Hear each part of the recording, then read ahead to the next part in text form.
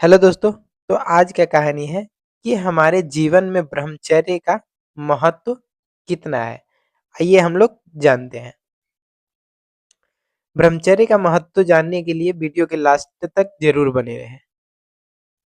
भगवान महावीर ने जो सूत्र हमें दिए हैं उसमें से 5 सूत्र प्रमुख हैं। इनमें से चौथे सूत्र है ब्रह्मचर्य, जो अत्यंत महत्वपूर्ण है। कुछ लोग हैं जो भोग को अपना ब्रह्मचर्य समझते हैं कि भोग से दूर हो जाएंगे तो हम ब्रह्मचर्य को पालेंगे, लेकिन ऐसा कुछ भी नहीं है। आइए इस कहानी के माध्यम से हम लोग जानते हैं। अत्यंत महत्वपूर्ण पतित से पावन बनने का यह एक अवसर है।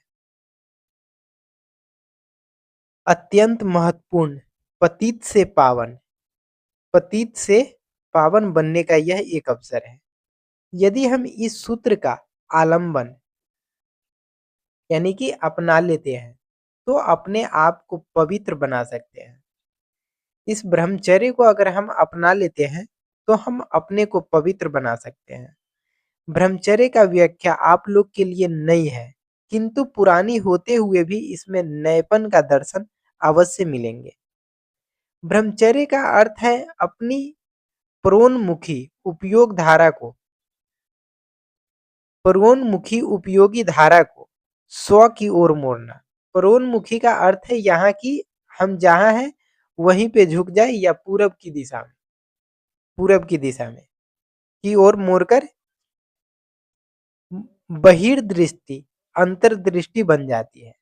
बहिर्दृष्टि जैसे कि हम किसी लोग को देखते हैं तो उसको ये देखते हैं कि वो नाटा है कि गोरा है या लंबा है या उसका नेचर कैसा है, स्वभाव कैसा है, वो देखते हैं।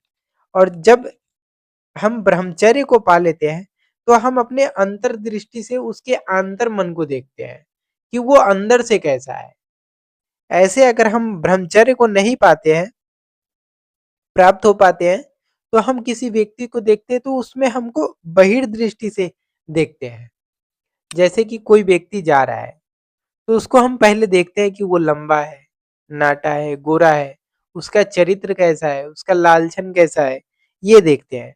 लेकिन जब हम ब्रह्मचर्य को प्राप्त हो जाते हैं तो हम अपने अंतर्दृष्टि से उसके अंतर मन में झांकते हैं कि उसका अंतर्दृष्टि कैसा है। बहिर्दृष्टि अंतर्दृष्टि बन जाती है। बहिर्जगत शून्य हो जाता है और अंतर जगत जगत का उद्घाटन हो जाता है जब हम ब्रह्मचर्य को पार लेते हैं। यह ध्यान रहे कि ब्रह्मचर्य का अर्थ वस्तुतः सही सही मायने में चेतन का भोग।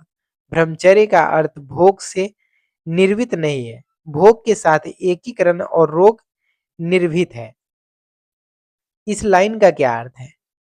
इस लाइन का अर्थ ये है कि ब्रह्मचर्य का अर्थ भोग से नहीं, निर्वित नहीं, भोग के साथ एकीकरण और रोग निर्वित, जिसको आप लोग भोग समझ रखा है। ब्रह्मचर्य का अर्थ भोग नहीं है, यानी कि हमको संसार के सुखों से भागना नहीं है, हमें लिमिट में रहना है। जैसे कि हम आग से गर्मी तो लेते हैं पर हम आग में कूदते नहीं है। खाना तो खाना है लेकिन हमें पेटू नहीं बनना है। हमें संसार के सुखों से भागना नहीं है, हमें संसार के सुखों से भागना नहीं है। ये ब्रह्मचर्य वो कह रहा है कि ब्रह्मचर्य का अर्थ भोग से निर्वित नहीं, भोग के साथ एकीकरण और रोग निर्वित, जिसको आप लोग भोग समझ रखा है। भोग से भागना नहीं है, भोग को अपने अंदर अपने ऊपर हावी नहीं होने देना है। वह है जो रोग को मूल और ब्रह्मचर्य है। जीवन एकमात्र स्रोत है, विषय वासना मृत्यु का कारण है। जीवन एकमात्र स्रोत है, विषय वासना मृत्यु का कारण है। मृत्यु दुख है। अगर हम मृत्यु से डरते हैं तो वो हमारा एक दुख बन जाता है, दुख का कूप है। ब्रह्मचर्य जीवन है, आनंद है, सुख का कूप है। जब हम ब्रह्मचर्य को पा लेते हैं तो हमें मृत्यु से कोई भय नहीं रह जाता है। ब्रह्मचर्य जीवन है, आनंद है, सुख का कूप है। आप सुख चाहते हैं, दुख को निर्वित चाहते हैं। यानी कि आप सुख को पास लाना चाहते हैं, दुख को भगाना चाहते हैं।